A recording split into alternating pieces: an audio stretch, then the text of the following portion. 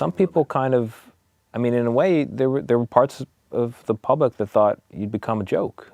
Maybe. I just don't know who doesn't do this journey. Like, you know, you're describing the journey of an artist. What a twist! I make original movies. So that's the hardest thing, to go to an audience and say, all right, we're gonna start over now. And you're gonna learn a new language and a new bunch of characters and new rules. But did it feel like in those middle years that you were failing? It felt confusing. I don't fit into this industry and it's not working for me. I'm just gonna go make a movie. I'm not gonna ask permission. I'm not gonna go by any rules. I'm just gonna make something and have an incredible fun time. If we're gonna go down, let's go down and have fun. The critics are, I don't know what's going on with me and the critics in the United States, I gotta tell you. M. Night Shyamalan is a name that everybody knows. Even if you don't watch that many movies, you probably know him for something. I See Dead People, or movies with a twist. Movies that suck, or do they? The prevailing sentiment on Shyamalan from the average moviegoer is that he made good movies a long time ago, and then they got bad. Well, that's weird. Then why do people watch his movies? Why do most of his movies turn a profit? Money, of course, doesn't mean that a movie's good, but if he's been making bad movies for decades now, how does he have a career? What annoys me the most when I hear people talk about Shyamalan is that most of these people have probably only seen a few of his films. They may have only seen The Last Airbender and then just decided that he sucks at everything. They watch a movie expecting a twist and they're disappointed when there isn't one. These people would probably be shocked to learn that most of his films don't have twists, at least not in the way that you'd expect. I would not call Shyamalan the director that puts twists in his movies, but there are some commonalities shared throughout his films. His films are almost always spiritual in nature. They either focus on religion directly or faith in something more abstract. His films always tease the supernatural, ghosts and aliens and beaches that make you old. These movies are not grounded in reality most of the time. And lastly, he's usually in the movies, but that one's just for funsies. His movies usually stick with you, even if it's for reasons that he didn't intend. But I guarantee, if you watch all of his work, you will at least find one movie that you unironically enjoy. And if you're like me, you might have a few more than that. See, for my winter mega reviews, I usually cover a long-running franchise, but this year I wanted to do something a little different.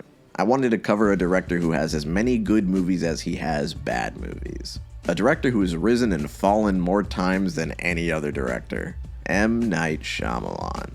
So, let's start with the movie that put him on the map. His directorial debut. The iconic... What the fuck is this? Yeah, before M. Night was a big name guy, his first film was Praying with Anger. This actually never received a wide release, and I considered skipping it, but you actually can see some of Shyamalan's traits here. We can spot a few things that we'll be seeing again in other films, like M. Night actually being in the movie.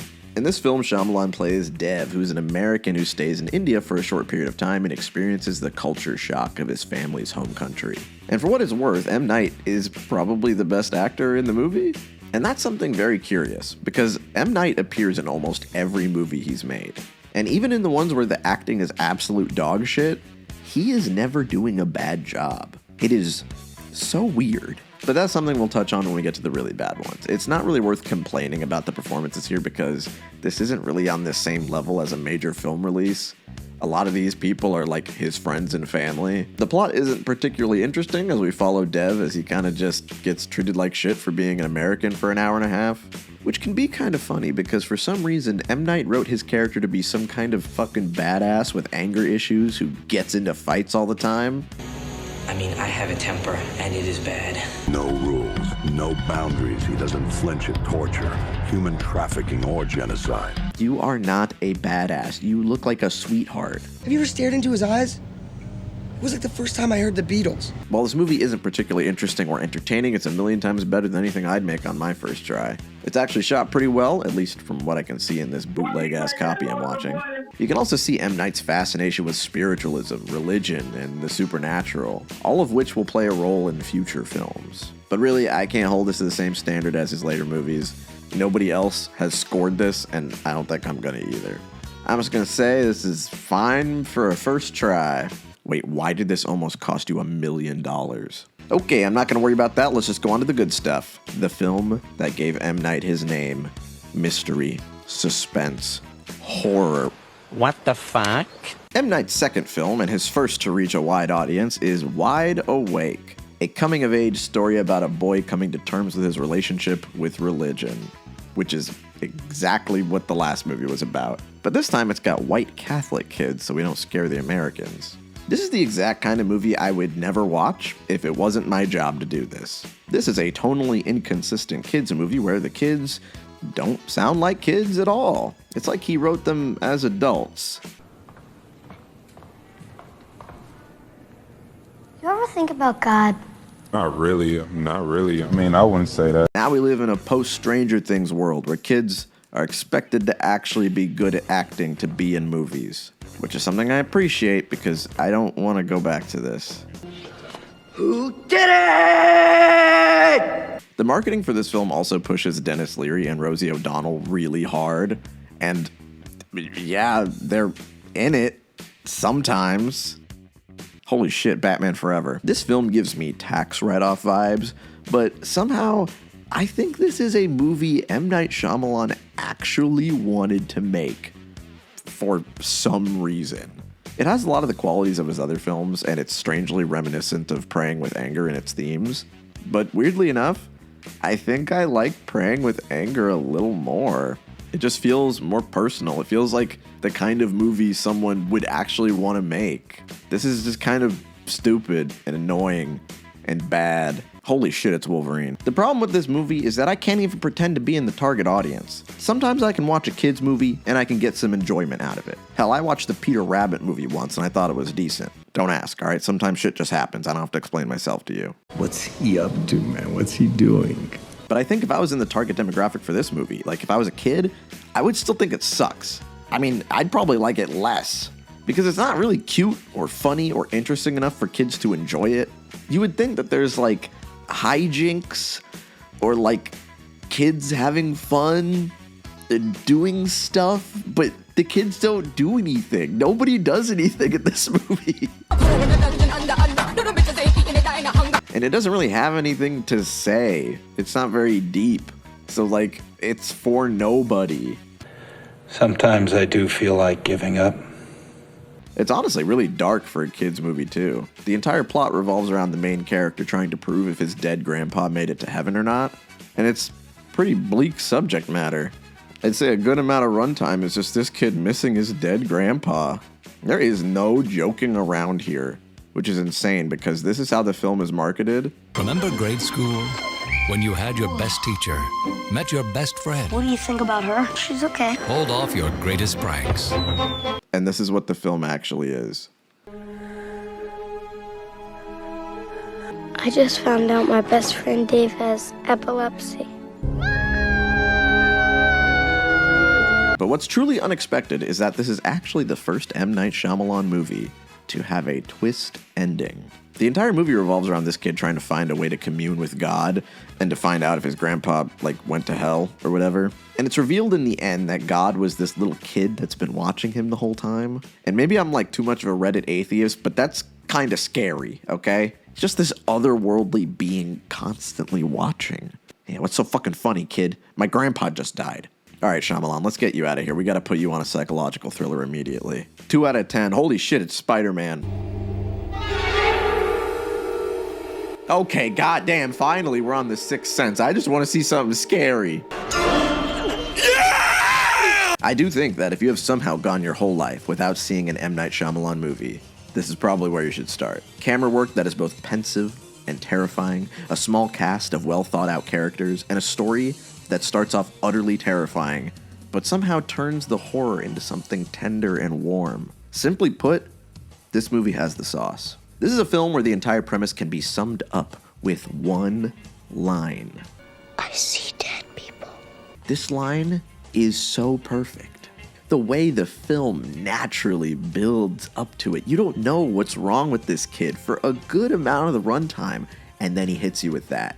It's honestly genius. It is a line that has rightfully earned its spot in pop culture. Any line that can scare Drake is a winner in my book. Psst, I see dead people. Haley Joel Osment puts on an all-star performance long before he started spitting out bad JRPG dialogue. It's Riku. They put bugs in him. What? You can tell that this is a kid who has had to rapidly grow up. Being hunted by ghouls every waking minute will do that to a guy. But what I really love is when he's terrified. I love the scenes where Osment is living through a fucking Silent Hill level, where he's just constantly being attacked by genuinely terrifying entities. And he plays it so well. His fear makes me feel more scared. I feel like I'm a kid hiding under the covers again. The other actors are great too. Bruce Willis plays his role with a lot of tenderness. It really shows his range, that he can play a child psychologist just as well as he can play a Cliff Hardcock action hero. Toni Collette is crazy good in this movie too, and it's no surprise that she's just good at playing a mom that's in over her head in a horror movie.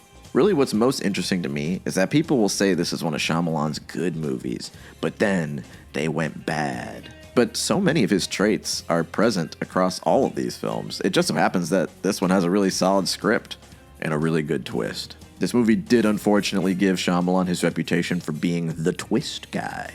I've already mentioned how that reputation is kind of bullshit, but I should also mention that this movie is much less effective if you do know the twist going into it. I am one of the unfortunate souls that had the twist spoiled by a fucking Scrubs episode. There's just something so insulting about a show that is spoiling a better movie. It's been 20 years and I still haven't forgotten it. I was 11 when I saw this shit, and I've been holding on to resentment for Scrubs ever since. If you know the twist, I feel like the movie has a very distracting quality to the staging and writing. I'm going to be spoiling a few of the twists to other Shyamalan movies, but I think I'm going to leave this one alone. Mainly because M. Night himself doesn't want me to. Do you hate when people give spoilers to like Sixth Sense or anything? Or Yeah.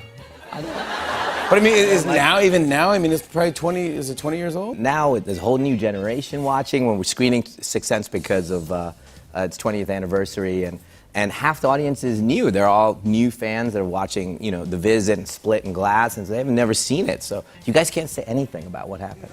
And I get it. It's like I'm revealing the magician's biggest trick. I might be kind of mad at Scrubs, but he probably hates it. I think people at the time fixated on the twist ending and ignored the other elements that make the movie work. While this is a scary movie, it's very sweet and tender when it needs to be. After all, it's about a child psychologist and a kid who really needs help. Shyamalan has noted many times that he doesn't like his films to be overly upsetting, and I think the heart of this movie lies in the relationship between these two main characters. Watching this man slowly get through to a kid who has lost all hope is very sweet in a way that you wouldn't expect from a movie where kids get poisoned and die. This may be a horror thriller, but the climax is just a boy sitting in a traffic jam trying to convince his mom that he can see ghosts. I love when something mundane is given so much emotional weight, and I think this is something Shyamalan is very good at, and we'll see stuff like this in other movies. It's very clear why this movie put Shyamalan on the map. It's just good. You probably don't need me to tell you that. But if you do, then go watch it. Fuck you, Scrubs. 10 out of 10, yeah, we're starting out strong, baby. And it doesn't stop there. Because before I talk about this next movie, I have to confess something to you guys. You see, I've been doing this movie YouTuber thing for a long time now. And in that time, a million people have asked me the same thing. Marcus, what's your favorite movie? And over the years, I've avoided that question because I don't have one. Nowadays, I don't think I have one singular film that I would call my favorite. I've had favorites over the years, but they've slowly been phased out over time and changed. I'm too old now. I've seen a lot of stuff. I like too many different things for too many different reasons. But I do have a core selection of movies that are up there. My Mount Olympus of films that I love without question. And the nice thing about this is that other movies can get added to my Mount Olympus. It's not an exclusive club. It's always changing. And I haven't really talked about any of these movies on this channel, because when it comes to my favorite things, I sometimes have trouble expressing my reasons for why they resonate so well with me. So when you hear what I'm about to say next, you gotta understand that to me, M. Night Shyamalan will always be a good filmmaker, because Unbreakable is one of my favorite movies. It has begun. You know what the scariest thing is? To not know your place in this world. To not know why you're here. It's just an awful feeling. They say this one has a surprise ending. It's all right to be afraid, David, because this part won't be like a comic book. So many sacrifices just to find you. Unbreakable is a masterpiece. Anybody who thinks M. Night is a hack or a bad filmmaker needs to watch this movie and look me dead in the eye so I can poke them out. This is M. Night's attempt to make a comic book movie, but it's not one that's based on a comic book. It is one that is inspired by the medium of comic books. I love comic books. I know this is a very niche market, but I love it. And I think, wouldn't it be cool to make a grounded version of that? And this was from a time when comic book movies simply did not exist. Spider-Man 1 wasn't out yet. Hollywood was far from obsessed with superhero movies yet. They were too scared to say the words comic book. I mean, that was literally the thing that was like, no one will go see a movie about a comic book. That was literally like, you can't do it. And I'm like, I love it. So M. Night made this film with the intention to prove that comic books are a critical part of culture. I believe comics are a form of history that someone somewhere felt or experienced. The premise of this film is simple, yet immediately gripping. Bruce Willis is a normal guy. And when I say a normal guy, like painfully normal.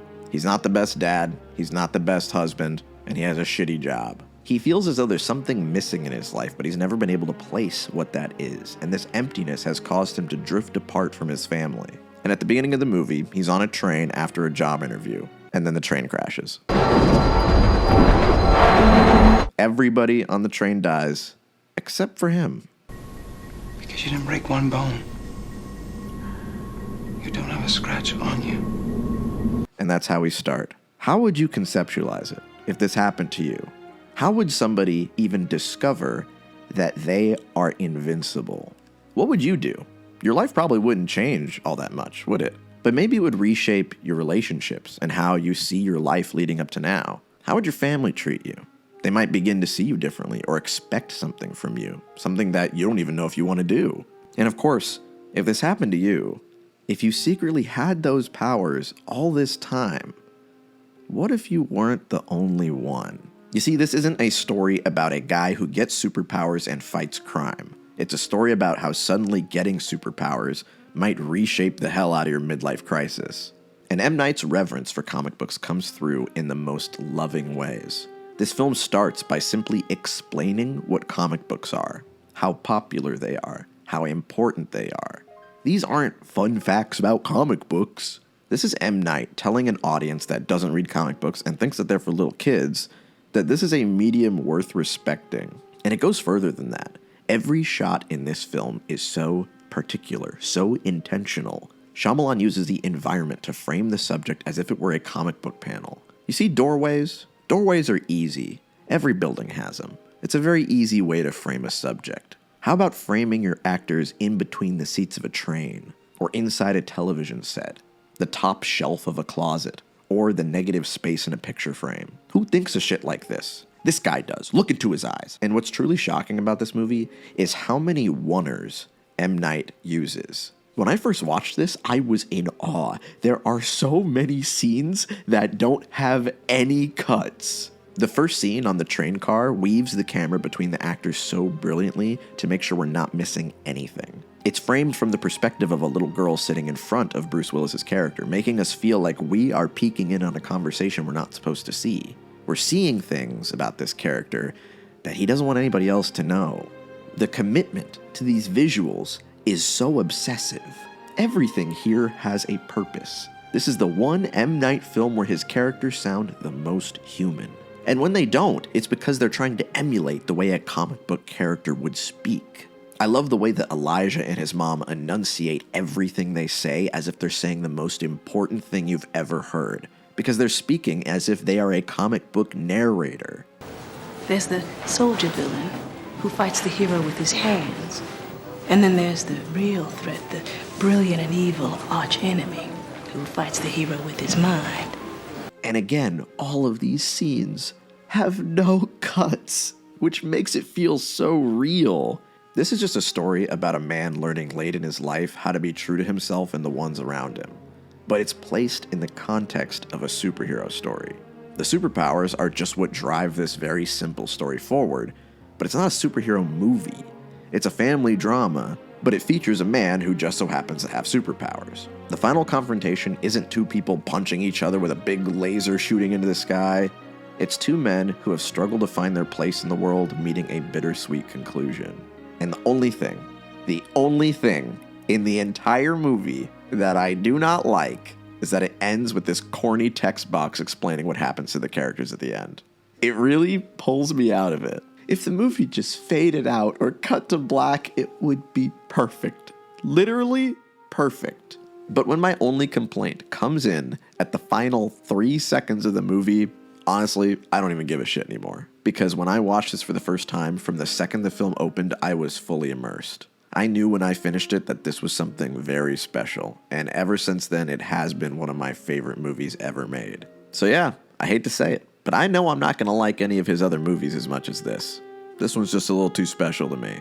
Hell, I might even hate some of the other movies, but I can never say that he doesn't know what he's doing, because this film cannot be an accident.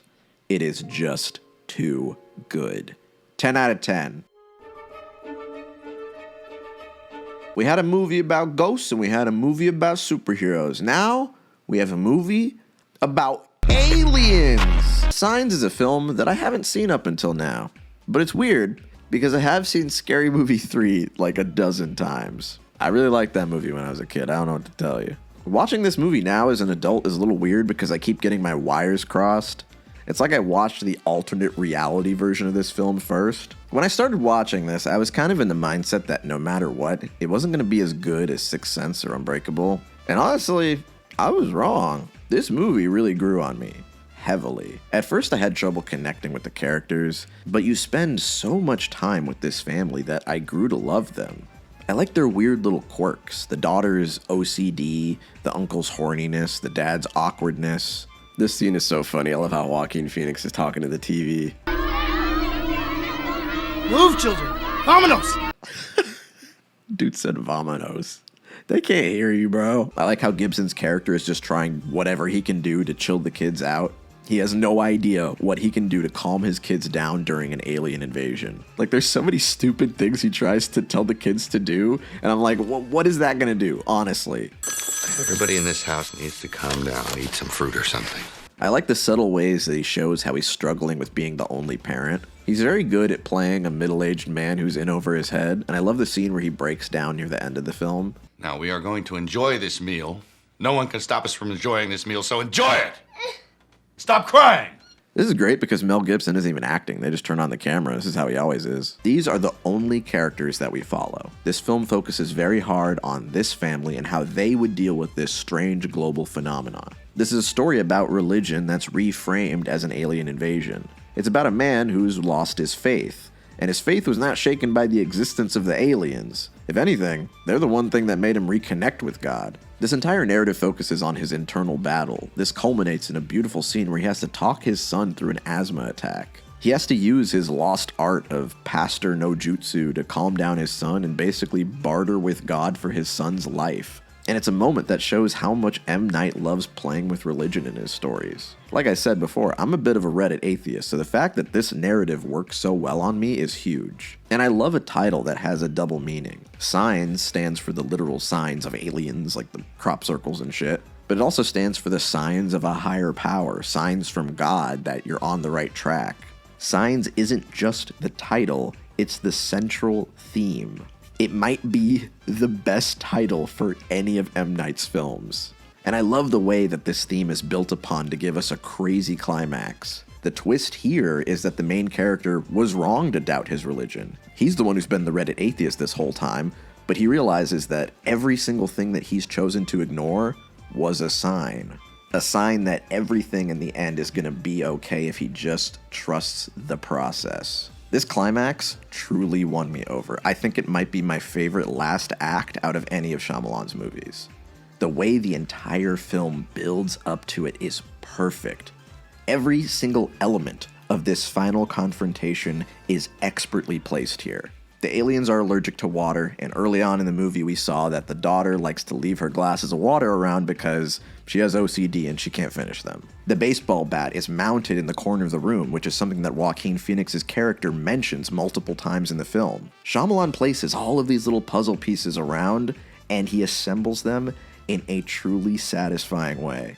I don't really subscribe to the nitpicks people have leveraged against this movie for years. Like, listen, I love a nitpick. I love pointing out a goofy plot hole. But the ones that people try to aim at this movie just don't really hold water to me. Like, oh, why did the aliens go to a planet that's mostly water when water hurts them? I don't fucking know. We don't get to ask them. Would you ask that in a science fiction movie where humans explore hostile planets? No, you probably wouldn't. The movie does tell us that the aliens need to harvest something from us. Maybe they're fucking desperate. This is not a plot hole. I'm sorry. Here, the aliens are meant to be an external threat. We do not need to learn their reasoning. That's not the focus of the narrative. There's nothing in the story saying that these are impossibly powerful, incredibly intelligent beings.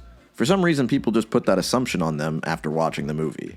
These are allowed to be dummies with spaceships. Again, we don't question it when the humans in sci-fi movies are dumb.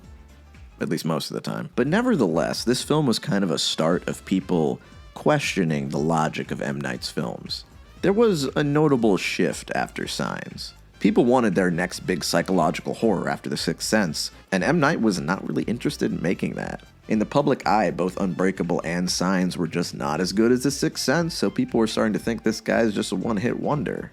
And I think that's kind of bullshit, not only because I think Unbreakable is better than Sixth Sense, but also because I think this movie's good too. This is a solidly written narrative. When people complain about the narrative being too convenient, I raise an eyebrow, because that's all part of the plan, baby. Is it possible that there are no coincidences? This might not be my favorite Shyamalan movie, but it's probably in my top 5. I think this is the closest that Shyamalan's ever come to emulating Spielberg, and I mean that in a very good way. So 9 out of 10. Is that 3 bangers in a row? M. Night, you shouldn't have.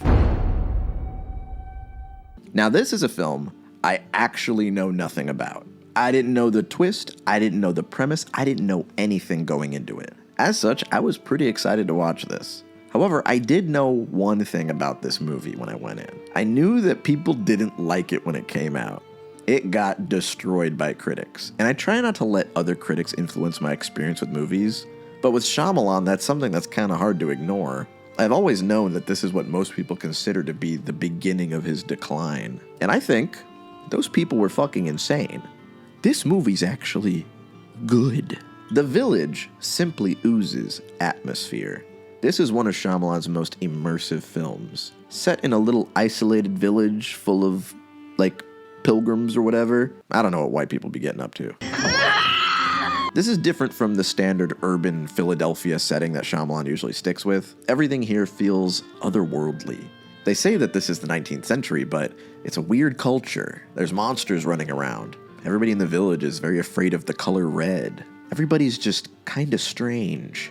Things don't feel the way they should, and that's intentional. How about I take my motherfucking goddamn covenant, chase you down in the middle of the motherfucking snow? You're running. Big, tall, muscular, evil-ass motherfucker running at you. The uncanny dialogue and performances that would normally make a Shyamalan film laughable works really well here to immerse us in this strange world. This film was mismarketed as a scary movie, and I think that was a huge mistake.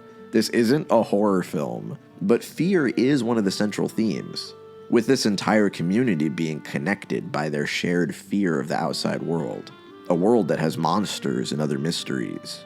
And I think this is probably Shyamalan's most stacked cast.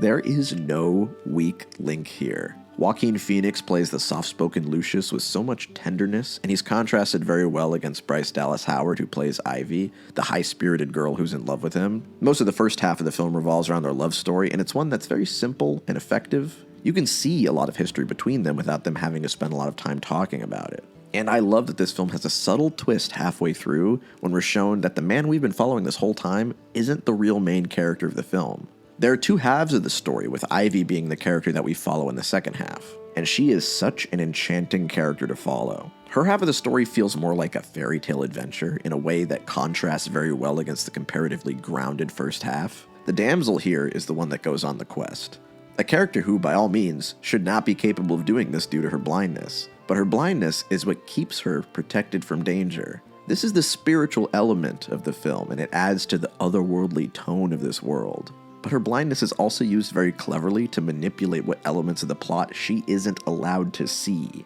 But really the main thing that seemed to upset audiences the most on release is the big twist. And there are a few twists in this story, and I'm not going to spoil any of them, because I think my experience with the film was greatly enhanced by not knowing anything. When the film came out, people complained that the twist ruined the story, and I think that's kind of wild. I think it works very well with the rest of the secrets in this story, because secrets are very important in this story. I think it's one of the main themes. And this twist recontextualizes a lot of the narrative in a very interesting way. And it's something that you can see hinted at throughout the film. If you know it and you go back and watch the movie, it doesn't make the movie worse, it makes the movie more interesting. I'd say that this is probably the movie I've thought about the most since I've watched everything that he's made. And it's a movie that has changed how I see M. Night Shyamalan. Because when I was a kid, I remember everybody said this is where his movies went downhill. And I think that's completely false. This is one of his most emotional and thoughtful films. The critics are, I don't know what's going on with me and the critics of the United States, I gotta tell you. Honestly, I get what he means when he says this now. What the fuck were they on? This movie is good. I think there are a lot of movies out there that came out at the wrong time. Like Wet Hot American Summer, another movie that happens to be on my Mount Olympus. A comedy that feels more akin to I Think You Should Leave. In the morning when I rise, bring it to... People didn't think this type of humor was funny in 2001, so the movie bombed. But if you watch it today, it is legitimately one of the funniest movies ever made. And The Village really reminds me of that. This is a movie that people were just not in the right mindset for at the time. And it's not a surprise that a lot of people that watch the movie nowadays say it's really good. I think people really wanted a new freaky thriller from the twisted mind of M. Night Shyamalan, and instead they got a mystery love story. I'm telling you, if Shyamalan dropped this today, people would fucking love it. I don't have any more to say because anything else would spoil it, and he'd be mad at me if I did that. So if you haven't seen it, I highly recommend it. 9 out of 10. Another banger? M. Night, relax!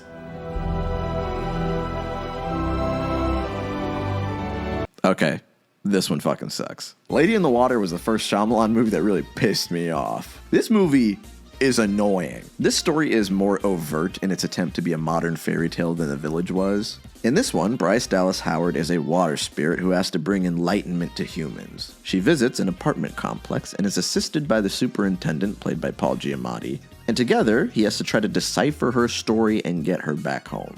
This movie tries to connect all of the different people in this apartment building throughout the story, but none of these people are particularly likable other than Paul Giamatti. Everybody else in this movie is an exaggerated caricature more than a real person. You have funny stoners, mean movie critic man, and M. Night Shyamalan. Shyamalan plays probably the most self-indulgent character he's ever written for himself. He plays a writer whose work will one day change the world. No. This wouldn't be a problem for me if it actually mattered in this story. Like, it feels like the mermaid girl just kind of tells him that to make him feel good. And I don't think he's a very pretentious or egotistical person, so this Neil Breen tier of self-insert is just a little weird to me. It could literally be removed from the story, and it wouldn't change anything. And this story is shown to us in the most irritating way.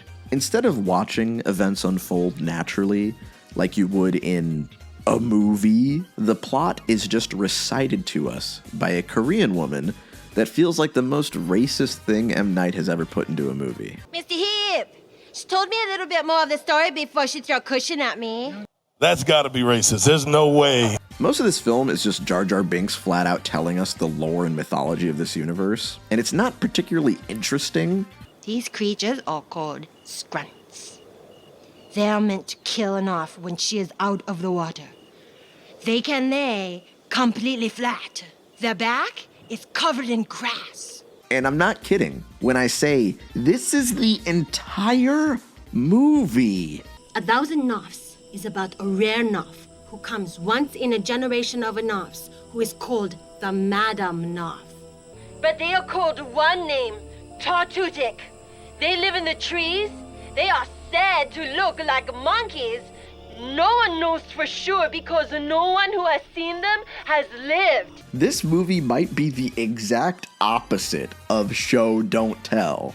We are never really given a reason to care about the events of this film because there's not really much of an emotional connection to the events happening. We're just told how important all of this is and how this is going to be very important for mankind and important for the mermaid character. But you gotta give me more than that. You can't just tell me, you gotta show me. This movie felt like I was listening to someone while they told me about a dream that they had last year. I also think it's kind of corny to have a movie critic character only to call him stupid at every opportunity and then kill him. It's just kind of tacky to me. I don't know, I'm probably biased because I am this character. It's precisely the moment where the mutation or beast will attempt to kill an unlikable side character. Never mind, this movie fucking rocks. It's very clear that storytelling is a central theme in this film, but I think that the film is really bad at conveying this story to us. Shyamalan's biggest strength in his last few movies is that he's good at weaving a theme into his narrative. But here, everything feels kind of sloppy. The story is stupid, the characters are undercooked, and Bryce Dallas Howard is a cutie. What? Who wrote that in the script? 3 out of 10. That's right, baby. The shit show ain't over yet. The Happening is the funniest movie that M. Night Shyamalan has ever made. I need a second, okay? Why can't anybody give me a goddamn second? This is a formative film for me. In the same way that Unbreakable is directly inspirational and impactful to my life, so is The Happening. Because The Happening is one of the worst movies I've ever seen in my life. Don't look outside. Stop it. It is incredibly easy to pick on this movie. I will not be breaking any new ground here. You have either seen this already or you've seen hilarious clips of it out of context. Planning on stealing something? No, ma'am, we're not. Plan on murdering me in my sleep? What? No. My first memory of The Happening is from the week that it came out. I was in high school and my girlfriend at the time said, "Don't watch that movie. It's so bad. It was the wind." And she didn't elaborate. And I was like, what the fuck does that mean? So obviously, I had to see what she meant. In a way, my love for bad movies began with The Happening. To me, this isn't even a film anymore. This is a YouTube funny moments compilation. Maybe that's not a good idea? I told her just for a minute. Engaging with this film earnestly is very difficult because everything M. Night has done very well up to this point is almost completely non-existent here. In this film, wind causes people to kill themselves. It's really funny because at the end of the movie, they have experts try to explain why this happened, and they're just like, I don't know. You can't run away from wind. Why would you even try? This film has a similar setup as Signs. Most of it revolves around people watching the news and trying to figure out what's going on. Except this film lacks the powerful themes and character work that made Signs stand out. It's like M. Night remade Signs, but took out all the good stuff and replaced it with stupid bullshit. The Happening is easily one of the most significant films M. Night Shyamalan has ever made, because this is when people first noticed that sometimes a character in a Shyamalan movie might say the most insane sentence you've ever heard in your life. I'm talking about a completely superfluous bottle of cough syrup. That's like $6. Now, people will tell you that this didn't happen until his later movies, but that's not true. Why aren't you in the pros making stacks of cash and getting your toes licked by beautiful women? There have always been weird line deliveries in all of his movies, but this is the first movie where every single line is like that. We're perfectly normal. On Blackwater, keep on rolling, Mississippi moon, won't you keep on shining on me? This is a motion picture that will really make you think that Mark Wahlberg should not have a career in Hollywood. And I think he's just really miscasted in this role. It was important for us to cast Mark because Mark he's liked by men and women for different reasons and also for the same reasons, you know? What does that mean? I think it's interesting that M. Night casted him because he thinks that Mark Wahlberg is a really sweet, caring, loving guy. He's the sweetest guy. You know, this is a gentle, gentle guy. I love that Mark Wahlberg has to sit there and be like, damn, maybe I shouldn't tell M. Night Shyamalan about all those gay people I beat up. Mr. Wahlberg has the line delivery of someone who has never been cowardly in their entire life. Open the door, bitch! Hey, Josh, Don't do that. And he's not the only problem, because why would you cast rom-com darling Zooey Deschanel in a movie where kids get shot in the head with shotguns? What made you think that this was right for her? Because everything she says sounds sarcastic. Elliot, these are our problems. I am upset. Even in scenes where people are dying right in front of her, she sounds so weird. We're not gonna be one of those assholes on the news who watches a crime happen and not do something. We're not assholes. Just a second. I think the only person who isn't doing a shit job here is John Leguizamo. I am now going to officially mandate that if you can put on a decent performance in an M. Night film, you are a Swiss Army knife actor. You can literally work with anything. You can thrive in any scenario.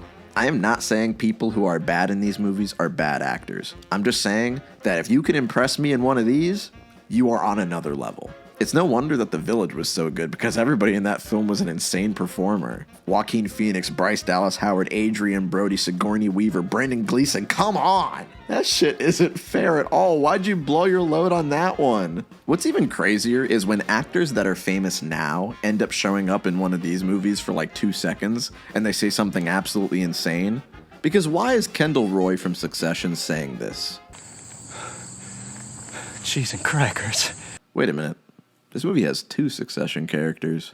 Okay, maybe you knew something that we didn't. This film is honestly amazing. It is a movie that is so stupid that even the most aggressive M. Night defenders will tell you, yeah, this movie sucks, I don't know what to tell you. And yet, I would still rank it higher than you'd expect. I am a lover of all films that could be categorized as delicious garbage, and this is definitely one of them. No, I do not think Shyamalan intended for this to be corny.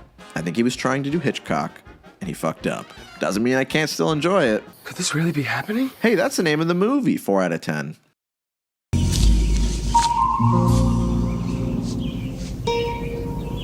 What the fuck is this piece of shit?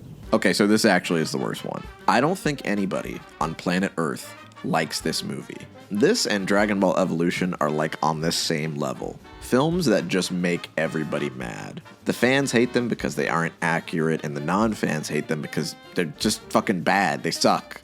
And like Dragon Ball Evolution, I've already made a commentary video on The Last Airbender. I've already had to watch this once. This movie's so bad that this is the only time Paramount hasn't tried to take down one of my commentary videos. Even they were like, yeah, we don't care about that one, you can have it. Katara, do not hit that spear! While I've already talked about this movie, I should say here that I don't really fully hold this against M. Night Shyamalan. With The Happening and Lady in the Water, I think he took a swing and he missed. But this one just feels like he took a chance on a studio film and he had no way to make it work. Imagine if Paramount asked you to make a movie on one of their most beloved shows. You have to fit 20 episodes into an hour-and-a-half film. You had a few cinematic flops recently, but if you can pull this off, it might save your career. You don't even have to do anything crazy. You just have to make something competent. Shit, it doesn't even matter how impossible it sounds. I think most people would have tried to go for this. But sadly, M. Night could not defy fate. This movie fails on every single level. Are you an airbender, boy? Leave him alone! What's impressive about this film is that the things that are wrong with it are things that I can't show you in a YouTube video. I'm only allowed to show you guys like 10 seconds of continuous footage at once. The only way you can know how bad it is by watching it and feeling how off everything is. When Aang meets Katara and Sokka, they say hi, and then they immediately teleport back to the Water Tribe. When they're at the Water Tribe, they don't really have a lot of time to talk, because Aang then gets arrested, and then Katara just decides, hey, we have to go save that kid, even though they don't know each other yet. Then Aang hangs out for a second before he decides to escape, and when he does, the others are already waiting for him, even though they never discussed a plan. Oh no, how is Aang gonna fly off of the ship? He doesn't have his... Oh, he does have it. I guess it was just up his ass or something. Oh no, how is Aang gonna get out of here? He has handcuffs. Oh, never mind. He doesn't have handcuffs on anymore. What's really weird in this movie is that there are no establishing shots. That's one of the things that you won't realize is off until you watch the movie. Fucking made fun of her first. These cuts. It's like the scenes just decide, okay, we're done. Is that not clear to you? Can we just get one more try on that? Oh my god, these cuts are making my tummy hurt. But I'd probably like this movie more if the characters were goofy, like in The Happening. What's worse here is that the core trio are so devoid of charisma that I can't remember a single line they have, a single memorable moment. They're just nothing. Unremarkable. Boring. The worst thing you can be in an M. Night film is boring. That child is being arrested. For what? He was bending tiny stones at us from behind a tree. It really hurt. The movie is shot badly. It's muddied up by bad special effects, which is something we haven't had to deal with yet. Go, tiny floating rock. Defeat my enemies. Like, sometimes scenes just end when they shouldn't, and they start when they shouldn't. It feels like the movie is made on accident. And it seems like M. Night just isn't comfortable making an action movie. Like, what is this guy doing? The sequences that are original to this film make no fucking sense at all. Like the scene where Zuko and Aang fight off the Fire Nation soldiers. They CGI'd his face. That's not him. It looks really weird. Let's see, they're hiding it on purpose. Yep. The commander is like, wait, stop. We can't kill the Avatar, because if he dies, he'll be reborn as a baby. And that would be very inconvenient. So then Zuko grabs Aang and he does the whole back off or I'll kill him thing. So then the commander's like, okay, let him go. Because when he crosses the bridge, we will fire one arrow at him and stop him from getting away. Like, what the fuck? At this rate, just stop him now when you have him surrounded. Shoot him with, like, all the arrows. What are you doing? What's crazy is how this movie takes the simplicity and effectiveness of Avatar: The Last Airbender, and it makes it worse in every way. Just look at the intro to the original series. These are the elements. People in the world can manipulate them. One guy can use all of them. He disappeared. Fire Nation bad. Done. That's it. You understand the whole world.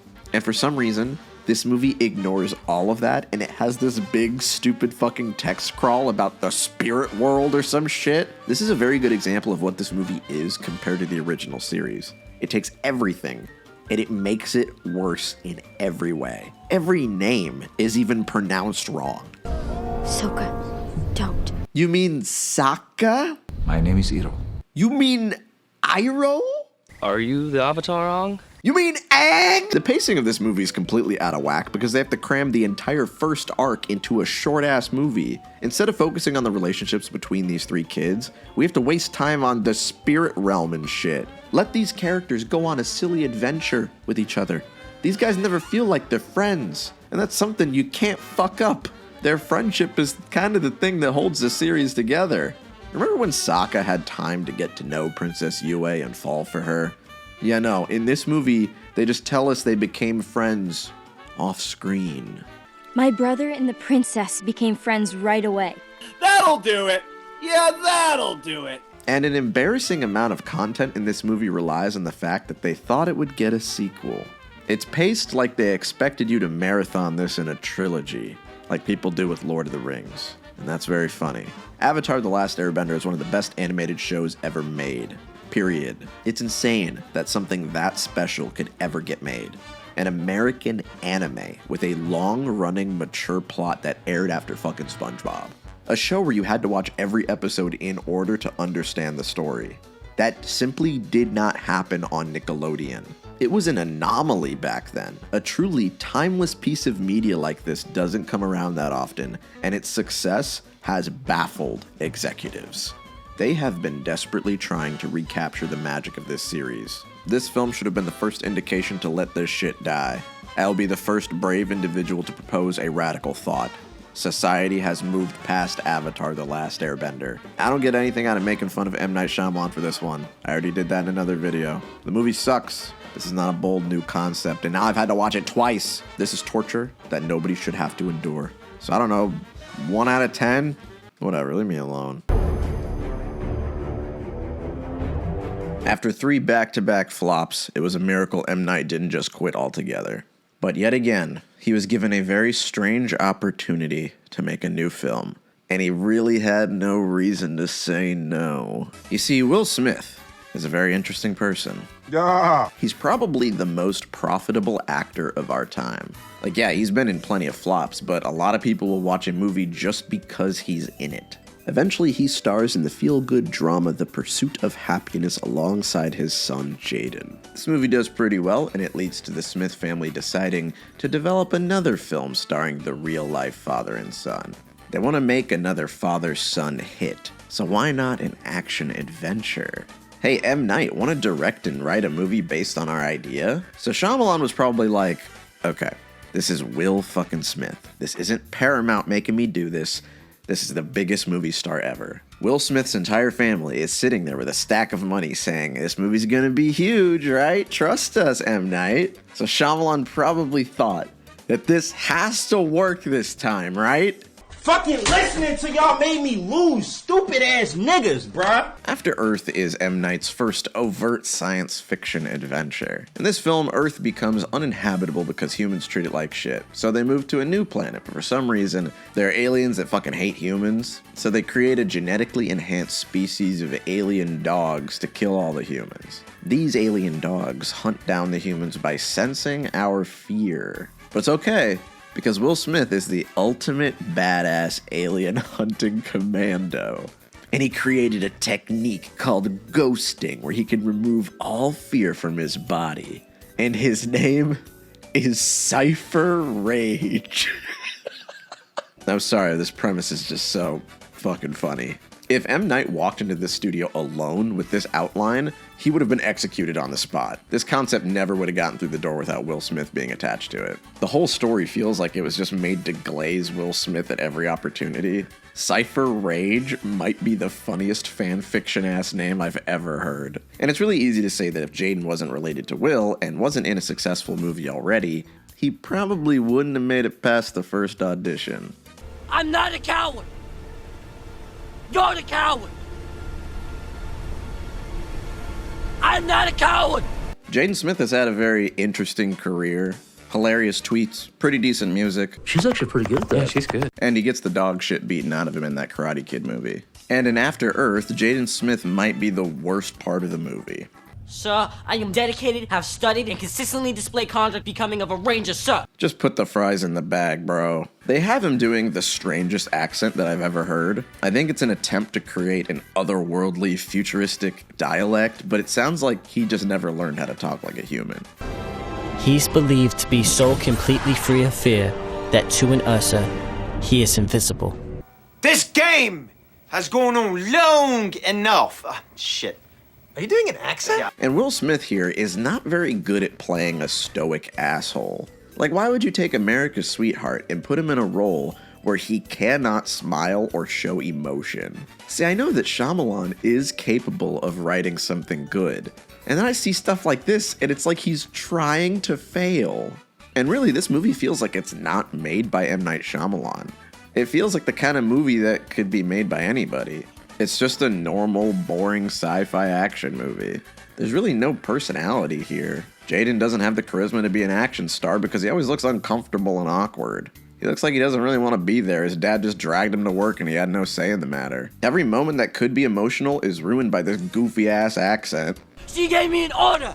She said no matter what, don't come out of that box. The film tries to connect narratively to Moby Dick for some reason, and there's like nothing in the film that's thematically similar to Moby Dick other than the fact that there's a big monster.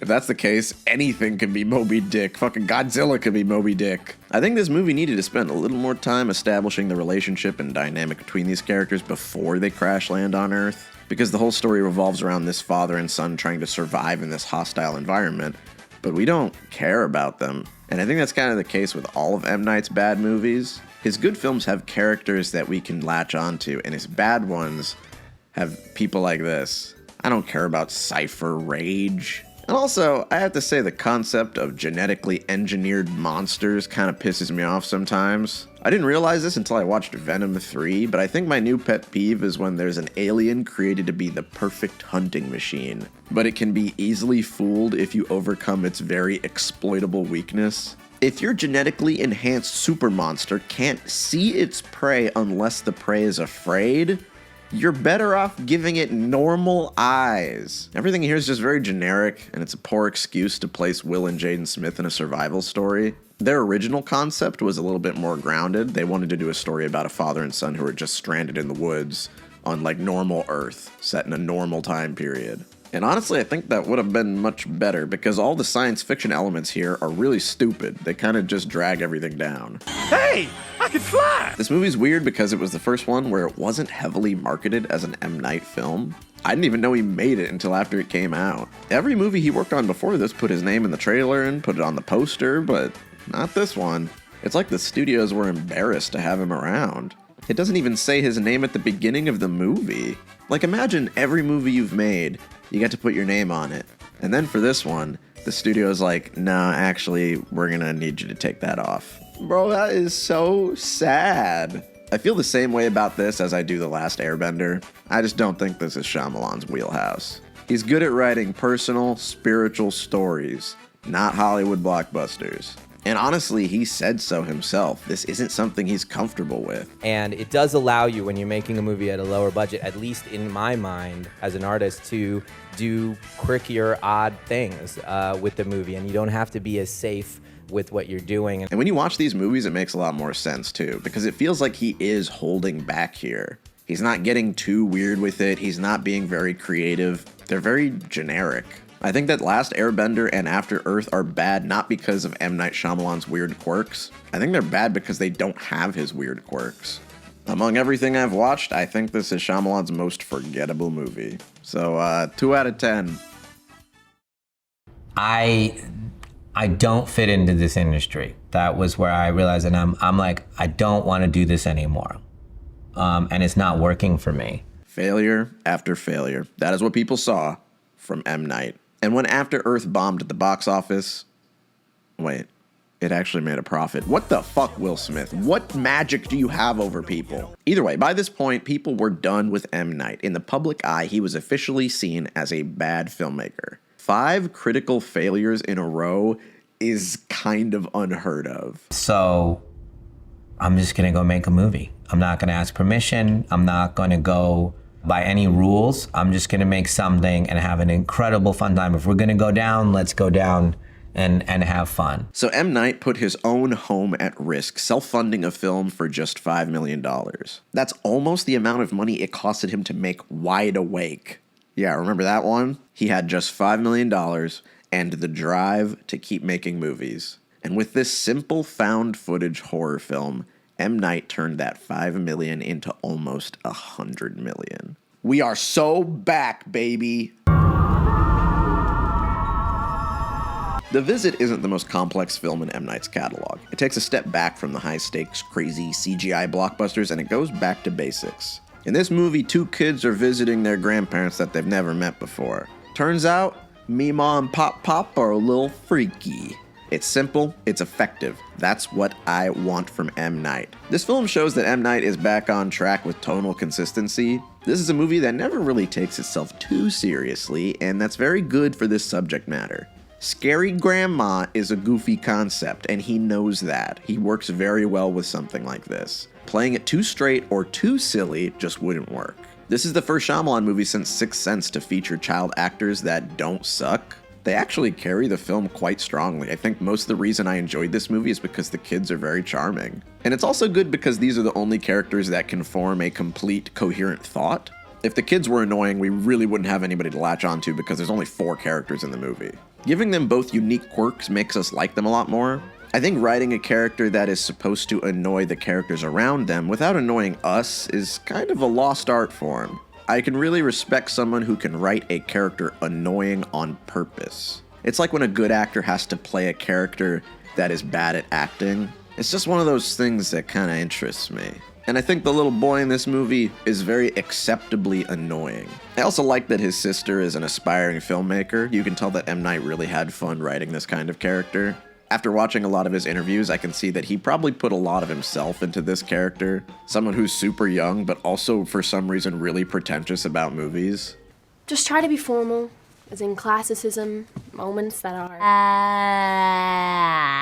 So yeah, go figure. These kids get the Swiss Army Actor Award, but Will Smith doesn't. I'm sorry, I don't make the rules. This movie isn't even really that good. It's kind of just your bog standard horror movie.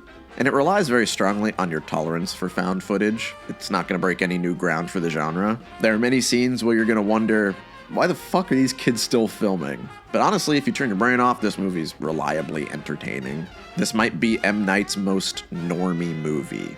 I can define it as acceptable. The acting is acceptable. The twist is acceptable. The story is dumb, but it knows it, so I find that acceptable too. I think this movie has a better slow build of tension than all of the Paranormal Activity films. And for a movie set in one location, Shyamalan got a lot out of this environment. I basically found a house, rented it for a year, and said, how much would it cost to rent this house for a year?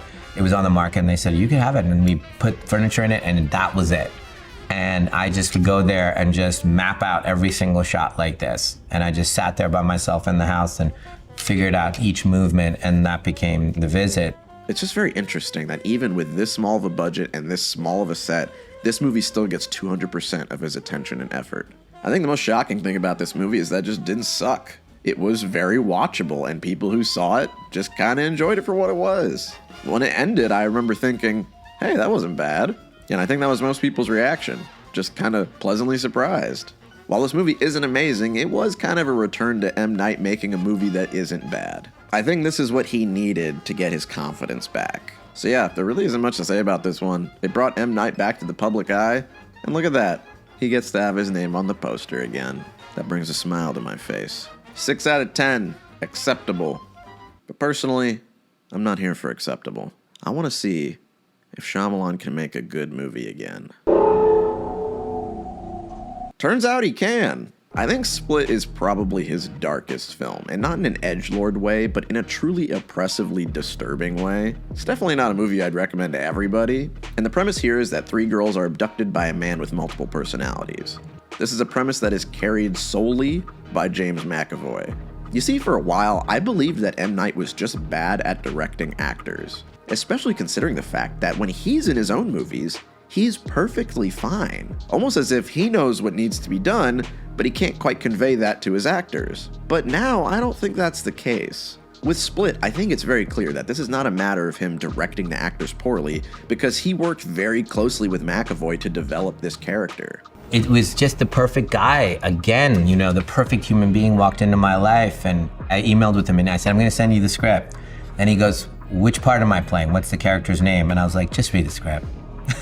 It's a shame that trailers are so important for getting people to watch movies nowadays, because I feel like this film works so much better if you don't know anything about it when you go into it. Slowly unraveling the premise with each character that McAvoy portrays is what makes the film so engaging. It's like in each scene, we're rewarded with a new, insane performance. And I love the moments when Shyamalan just leaves the camera fixated on James McAvoy, unmoving, like a window into his life.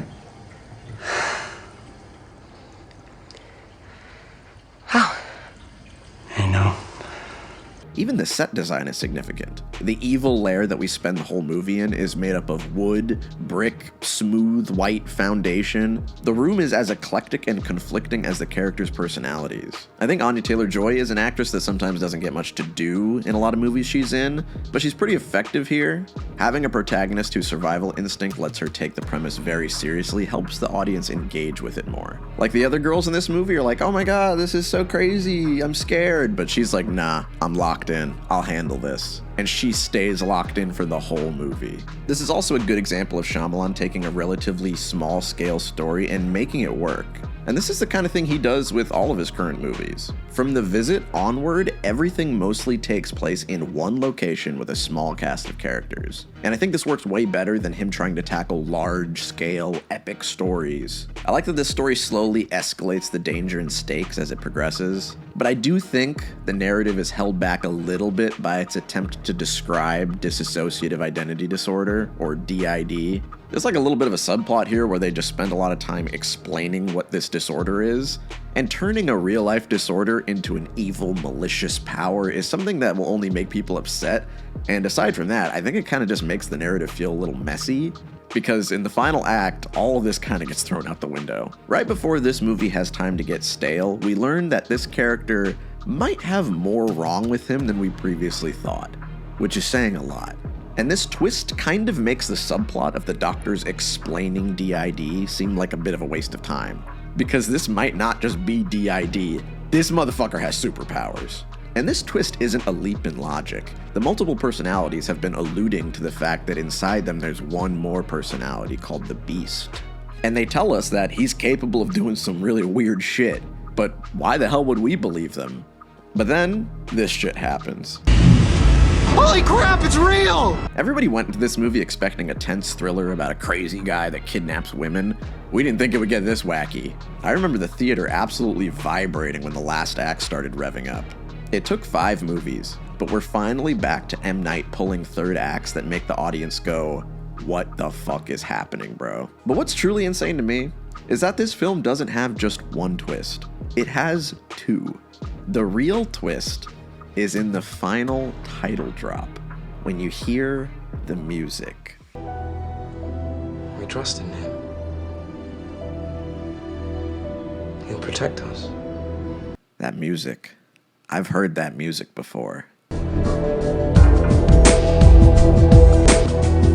There's no fucking way, bro. Split isn't just another M. Night thriller. It was a secret sequel to Unbreakable. This is a twist I'm okay with spoiling because, I mean, it kind of already is spoiled by the fact that there's a third movie. But when this came out, this was insane. This is a move that you could not do with any other film. No studio would ever allow this. And M. Night knew that. He didn't even ask for permission. What if I can make a sequel, but I don't tell anybody it's a sequel? So I secretly went to Disney and said, could I have the rights to the David Dunn character just for a little cameo? It was like a little Easter egg thing. They said yes, and I didn't even tell Universal. I remember that day, the screening room happened. We screened the movie of Split for them, and the lights went out. They watched the movie, and the ending of Split happened. We gave him a funny name, too. What was it? Mr. Glass. The lights come on, and they're like, how are we releasing a movie with a character from another studio? And I was like, it's all good, here it is. And they're like, oh my God. And so I was like, but don't tell anybody. That's kind of hard, I'm not gonna lie. I think it's pretty obvious by now that M. Night should not have the reputation of being the guy that does the twists in his movies. Because as you can see by the movies we've already talked about, most of his projects don't have twists in them. But still, this one might be one of my favorites. It's probably because I love Unbreakable, but I don't care. Not many people are like me and have Unbreakable as one of their favorite movies, and I definitely don't want a sequel to that movie, so for me, this works as a little treat for the few people who think the way I do. So for those reasons alone, I'm gonna give Split an 8 out of 10. And then he fucking ruined it all and made a sequel to Unbreakable. Way to go, guys! Let's shoot for 40! You see, Unbreakable is a movie that Shyamalan originally had big plans for. He wanted to include this character of the Horde, with their multiple personalities, as a big villain for Dunn to face. But he realized that that would take more than one movie. This was a lot of stuff to cover. So he kept Unbreakable simple and grounded, and he didn't have a chance to return to this world because the critical reception wasn't really what he expected. But then years later, once he got his confidence back after the visit, he decided to finally return to this world. And thankfully, people really liked Split, so that was even more reason for him to make the third movie, the finale to his trilogy. And while I love Unbreakable, I am very okay with movies not getting sequels. I am fine with letting things end, but I gotta admit, that twist at the end of Split did get me kinda hyped. And when Shyamalan said he was gonna make a movie that combines Unbreakable and Split, I was inclined to trust him. I want more. And I know I shouldn't. But Glass is one of the few Shyamalan movies that I had not seen before making this video. And that is because I purposefully tried to stay away from it. This movie scared me. It scared me in the same way that the Terminator sequels scare me. I don't want any new dumb bullshit to ruin the previous movies that I enjoy. And in the same way that I have not watched anything past Terminator 2, I refuse to watch this movie. I have avoided it because I don't want anything to ruin how I view Unbreakable. And yeah, this movie ruined how I see Unbreakable. Glass is Shyamalan's first attempt to make a direct sequel. After watching it, I'm very glad he has not done this more often. This might be the most mad I've ever been while watching one of his movies. Because this is basically Unbreakable without the sauce, I loved how Unbreakable was Shyamalan's attempt to mystify the concept of comic books, to make comic books seem important. I loved how his visual presentation enforced that love, but none of that is seen here. The movie looks very normal. More than anything, this feels kind of like a Split sequel. McAvoy is, again, the best part of the movie, and we get to see more characters for him to portray, and the film gives us a lot of time to enjoy them. But I do think it shows us too much of the Beast persona, the one that has the superhuman abilities. Much like a horror movie showing the monster too often, I think Shyamalan makes the Beast much less terrifying and interesting by having these long, extended scenes where he interacts with the characters. He just isn't as cool in this one. And at first I thought it'd be really nice to see M. Night collaborate with Bruce Willis again. I wanted to see something that could echo back to what I would say is the golden age of Shyamalan's work. But Bruce Willis is sadly not as strong of an actor as he used to be. It's no secret now that Willis has had a cognitive decline as of late, and it's made a lot of his recent films stand out. Most of his lines in multiple movies have to be re-recorded, and there's quite a lot of ADR. It's unfortunately no different here. Dunn does not get very much to do in this story, and at a certain point, I forgot he was in the movie. I think things would have been much better if in the first half of the film we just focused on the Horde and Glass being in this facility without Dunn, only for Dunn to show up later on in the story. You see, I'm a tough audience for this movie. It really has to justify its existence to me. Unbreakable and Split are complete narratives. They do not need a sequel to thrive. And this film doesn't add anything to either of them. All it does is take away the resolution from both of them. The plot of this movie revolves around Sarah Paulson trying to convince the superpowered individuals that their superpowers are a result of their delusions, that they're making it all up. This is what the first half of the story focuses on. But the only problem here is that we have two movies that have already convinced us that this is real. Unbreakable's entire plot already solved this problem. He has superpowers. We already know that. There's nothing here to hook the audience. Shyamalan's best films revolve around a mystery or a concept that we can latch onto, and there is simply nothing like that here. The central argument of this film proposes, well, what if these guys just made it all up? And that doesn't work because we know they didn't. This dude is crawling on walls, bro. I feel like where Unbreakable offered a fresh, modern take on a superhero fable, and Split was a sequel that cleverly disguised itself as an unrelated thriller, Glass kind of doesn't have an identity. It tries to unite these two stories, but it doesn't have the style or intrigue that either of them has. It instead takes these characters and it kills them all in a twist that I might actually think is M. Night's most insulting so far. In Glass, a lackluster narrative culminates in multiple twists that layer on top of each other, but none of them are particularly interesting. I do like that Shyamalan's main goal here is to subvert what we expect from a superhero climax. The movie constantly alludes to a final battle at this big tower, but Shyamalan has no interest in ending the movie like that. Instead, all of the characters die in a parking lot, with Sarah Paulson revealing that her actual job is to kill superpowered individuals. Which brings into question why she would bother with doing all this shit in the first place. The whole climax is very meta in a way that kind of pulls me out of the movie, and it makes me realize that Shyamalan is really just trying to subvert my expectations for the fun of it. I think this might be the first time that I've ever understood how all of those people with bad media literacy could be mad at Luke Skywalker dying. Watching the main character from one of my favorite movies get drowned in a dirty puddle without ever having any significant lines of dialogue was pretty fucking annoying. It's like they dragged him out of retirement just to beat him up and kill him. It's just not right, bro. He doesn't get a complete character arc like Elijah does. He's just kind of here because he was in the last movie and he needs to be here. It almost feels like Shyamalan cut all ties to this world so that no studio would make a sequel without him. But that doesn't mean I have to be happy about it. This might be the only time I've watched a movie from M. Night that has actually upset me. If you have been convinced by this video to go watch Unbreakable, please do yourself a favor and don't watch Glass, because my fears were correct. I didn't want to watch this, and I wish I didn't. 3 out of 10.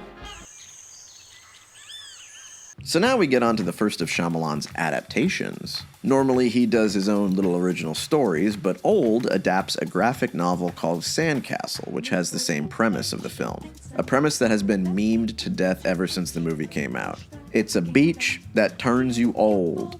I watched this movie for the first time a little while ago and I added it to my Letterboxd. I don't do this often because I think Letterboxd is kind of a joke. But anyway, this was my review of Old. My mind is blown by every facet of this film. The acting, the script, the story, the directing. All of it was awful. The worst movie I've seen in years. Trophy emoji. 5 stars. This one really pissed off a lot of Shyamalan fans. I learned a very harsh lesson when I posted this. For some reason, there are people who will uncritically worship everything M. Night makes. They simply cannot accept that some of his movies may have flaws. So I went into this rewatch with an open mind. I've seen everything that he's made up to this point. I have my brain fully lubed up with Shyamalan's style and influence. So do I think Old is any better now? Are the Shyamalan diehards correct about this movie? Do they see something about it that I can't?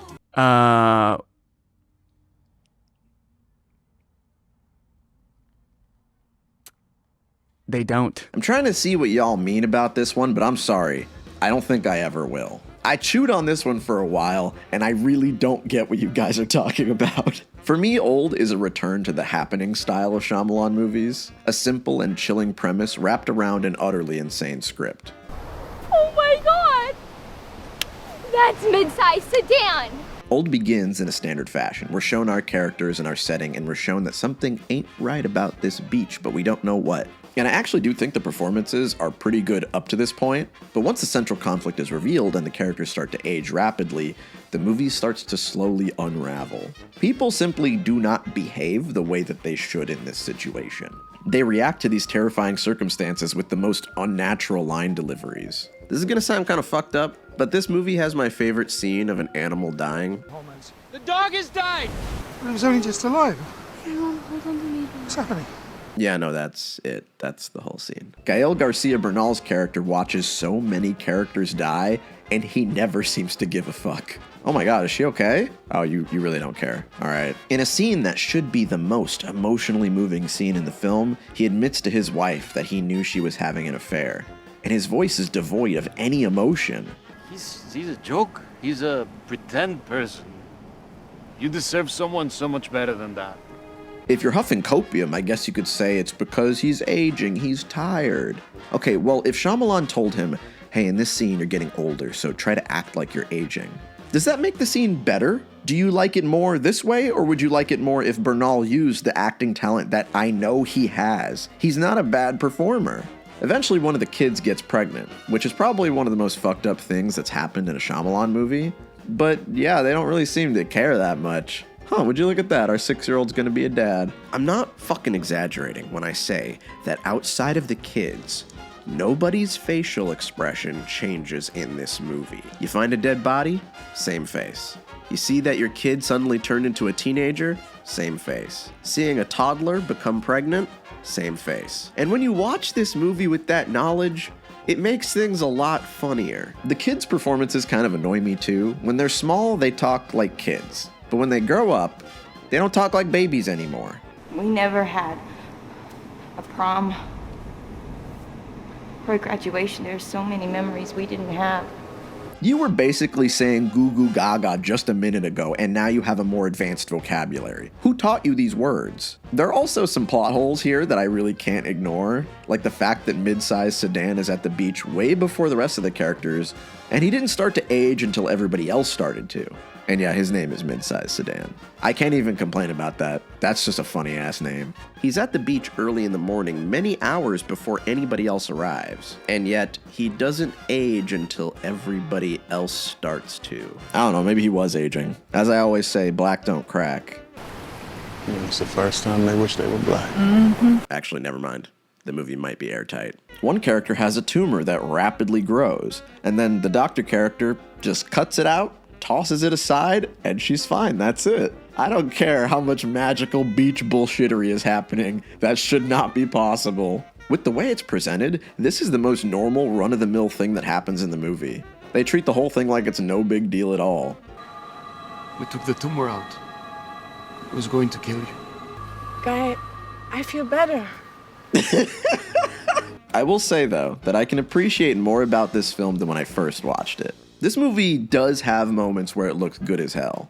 I feel like the last few Shyamalan films have been shot very conservatively, where his early films left me stunned with the visuals. I haven't been impressed with his movies from the late 2000s. But this one looks real good. His shots are very creative again, which is something I've really missed. I like how his framing in some scenes keeps information hidden from the viewer until we're ready to see all of it. The way that he frames the children's hyper-aged bodies is very chilling. I actually really like that. I do think that visually, this is one of his best-looking movies. So there you go. That's the one thing I'll admit I got wrong. But I still can't say the rest of my opinions have changed that much. I still think this one's a bit of a dud. When I first saw this movie, I was kind of baffled. I really couldn't grasp why Shyamalan would direct things like this, because these are good actors. The weirdest thing about this movie is how they just don't act like people. And back then when I criticized the performances, I didn't understand why they were like this. But this time, before rewatching the movie, I decided to read the comic it was based on. And everything makes a lot more sense. Sandcastle is for the most part exactly the same as Old. Shyamalan retools the narrative to fit around his twist, and at the end he explains the beach in ways that the comic doesn't. But otherwise, the story is very similar. There's a dark-skinned guy that the racist characters are suspicious of, there's a character with Alzheimer's, one of the kids gets rapidly pregnant. The dog has died! Everything is basically the same, even the personalities of the characters. I was shocked to see that even in the graphic novel, the characters don't seem to react the way you think they would in this situation. The kids treat it like it's a fun vacation, and the adults are stressed, but they mostly joke about their weird predicament and kind of solely accept it. Now, I think that this is intentional.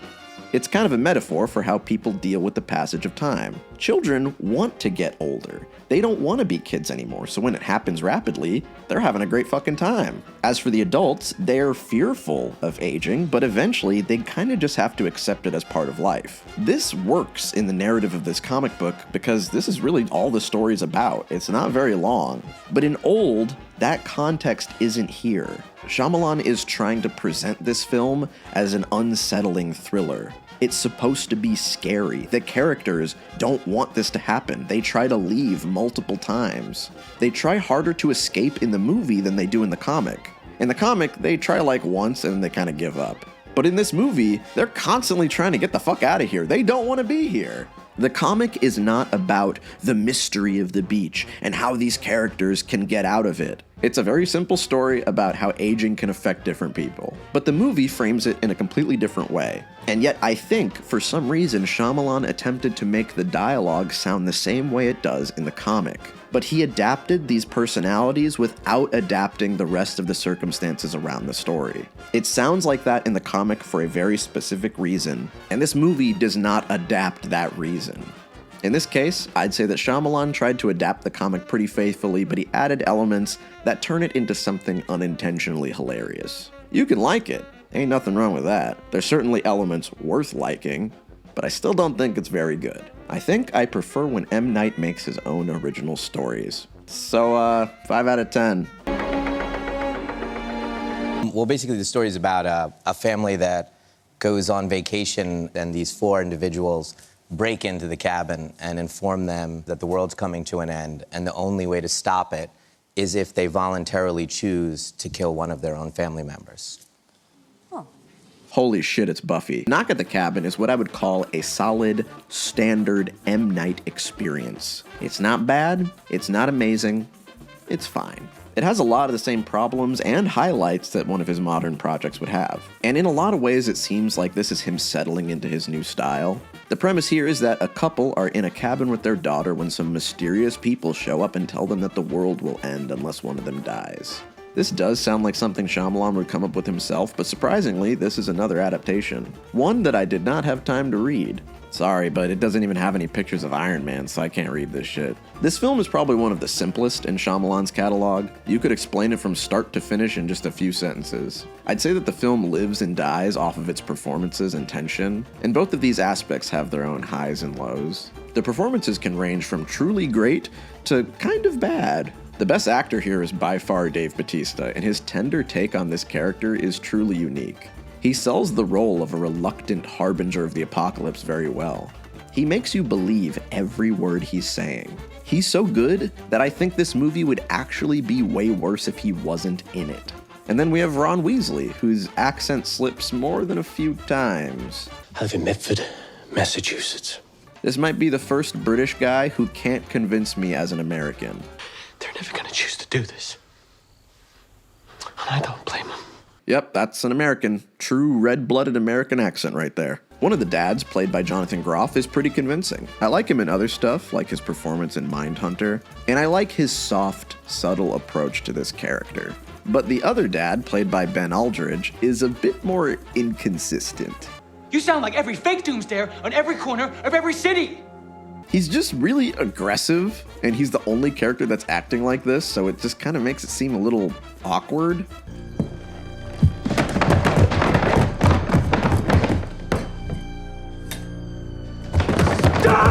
And narratively, I would say it has a lot of highs and lows as well. I like the overall plot. I think that it remains engaging throughout. It's very effective to watch these doomsayers slowly reveal that what they're saying is true. While this is happening, one of the dads is not so convinced, but one is slowly starting to believe them.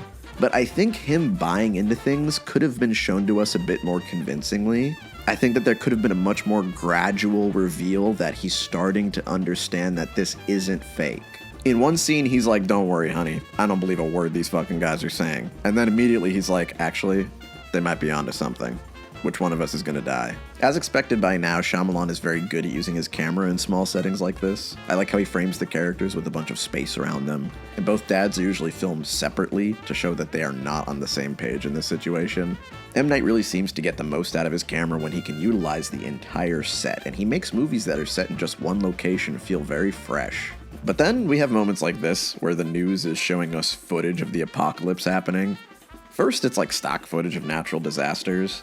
And then the people on the news are like, "Oh, just a few minutes ago, we received this footage that's very clearly shot for a movie where everybody on this beach died." You're telling me a big-ass giant wave killed everybody here, but somebody sent you this video from their phone?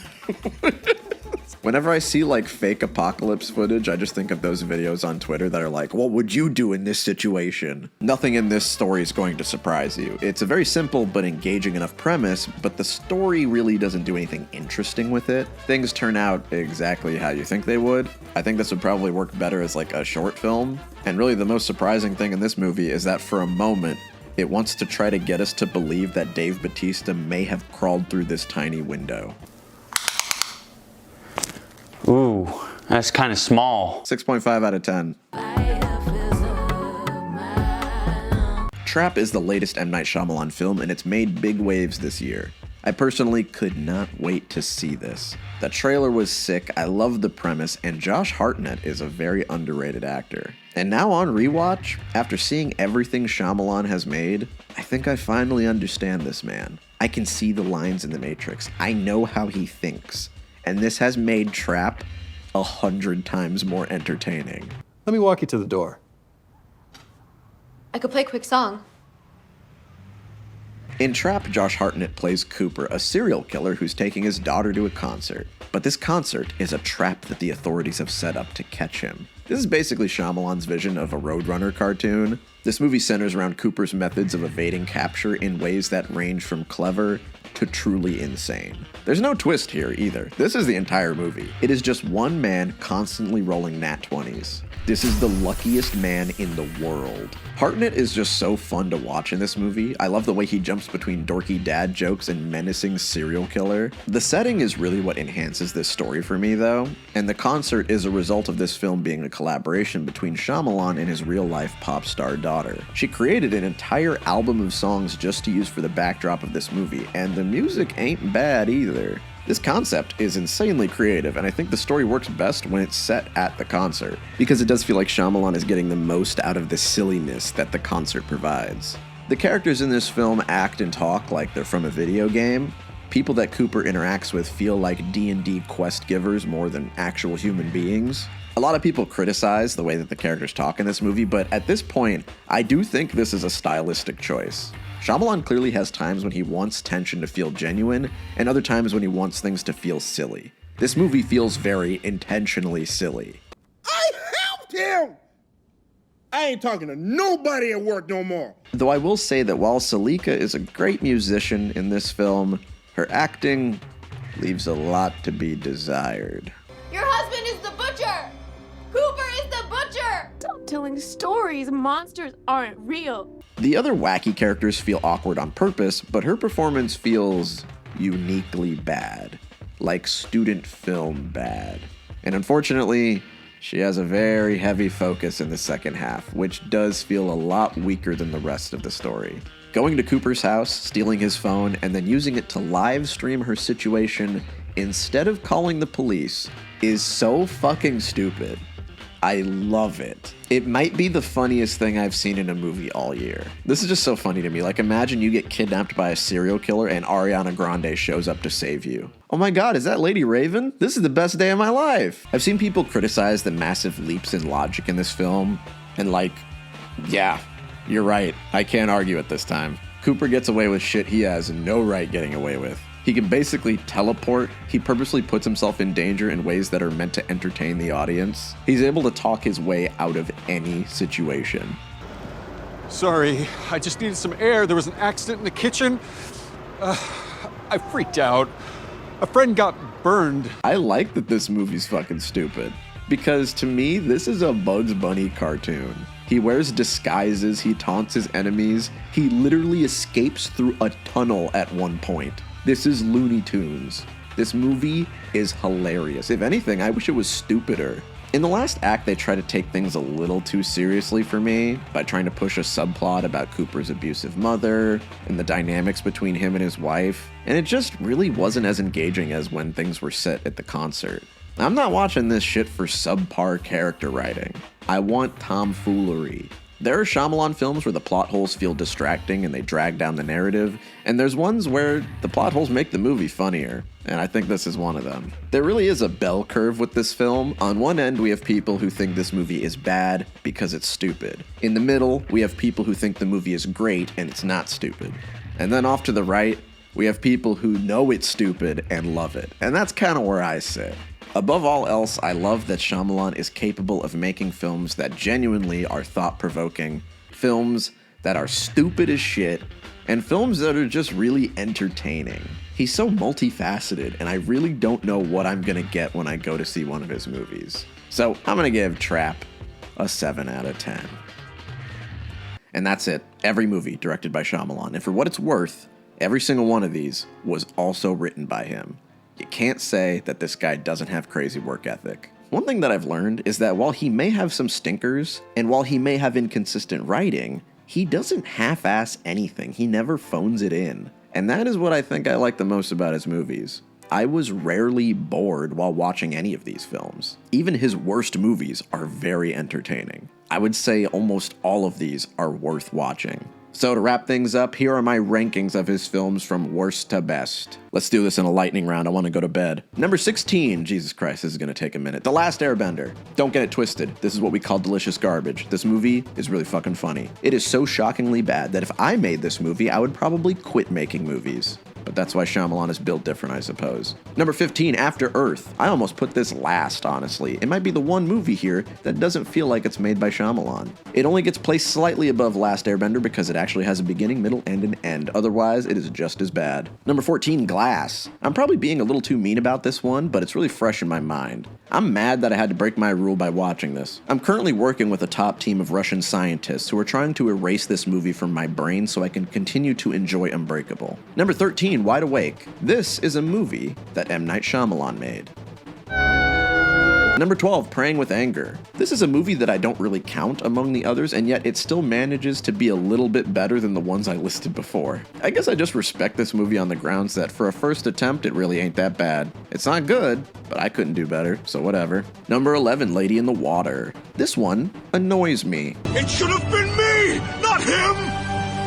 It's not fair! Number 10, Old. Yeah, I'm sorry, I still think Old sucks. Shyamalan clan will think I'm being unfair, but I don't care. Hold my nuts. Peace. Number 9, The Happening. No, I did not put The Happening above Old out of spite.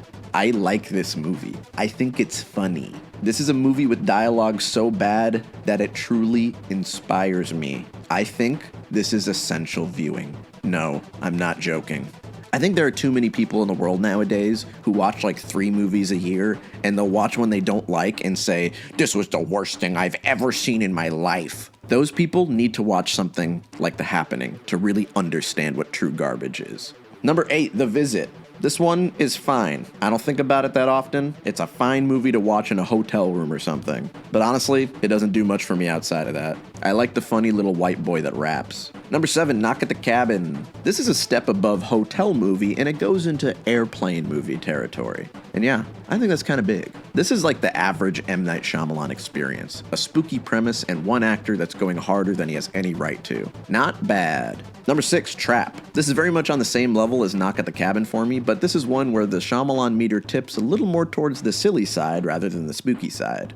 And depending on the day, I might like one more than the other, but today I'm in a silly mood. Number 5, Split. This is where I think the movies become unambiguously good. Movies I would actually go to bat for. And this one was a big return to form for Shyamalan. Though I did actually have it a slot higher, but I lowered it after I watched Glass. I really don't like that movie. 4, Signs. This is a movie I'm shocked I like as much as I do. Great tension, characters that feel real and fleshed out, and an alien that scared the shit out of me when I was a kid. Number 3, The Sixth Sense. The OG. A movie so good, it single-handedly pushed Shyamalan as the new hot director on the market. It's so good it kind of ruined his reputation every time he didn't put out a movie that was as good as this one. I don't think that's fair, but I do think it deserves the love. Number 2, The Village. This one was legitimately a shocker. I did not expect to like this movie as much as I do. But after I finish making this video, I'm probably gonna go watch this again.